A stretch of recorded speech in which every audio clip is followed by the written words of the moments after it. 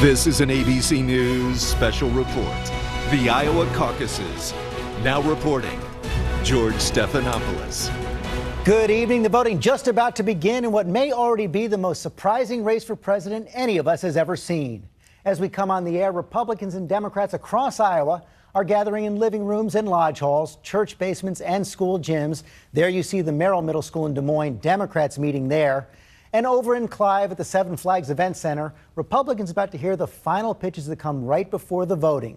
The doors have closed. The caucuses are underway. What those few 100,000 Iowans decide tonight will launch some candidates and the race for others.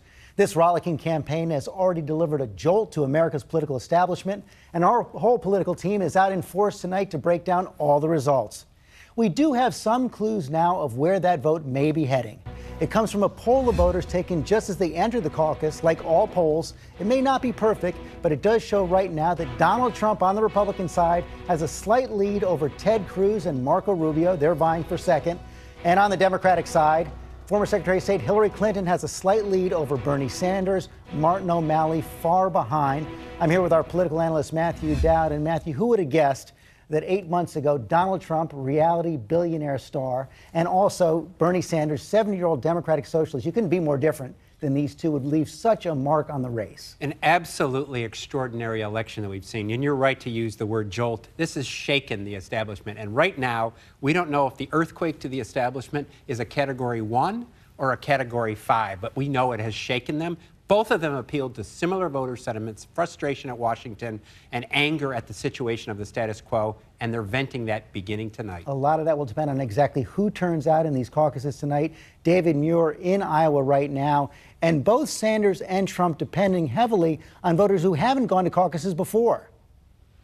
Yeah, no question, George. The real test tonight is whether or not Donald Trump and Bernie Sanders, and we've seen it at all their rallies, their campaign stops, the incredible energy, enthusiasm, whether they can translate that energy into first-time caucus goers. That will be the test tonight. The Secretary of State here in Iowa has said typically in the Iowa caucus, they see about a quarter of registered Republicans, a quarter of registered Democrats actually turn out to caucus. We saw the record broken back in 2008 with President Obama on the Democratic side. And so far, they have been reporting an uptick on the Republican side.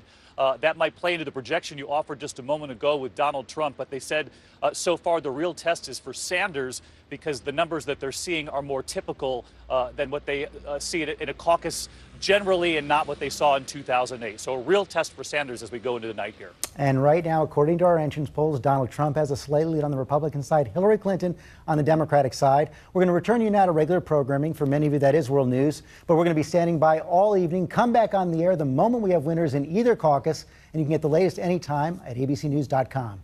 I'm George Stephanopoulos. See you later tonight. This has been a special report from ABC News.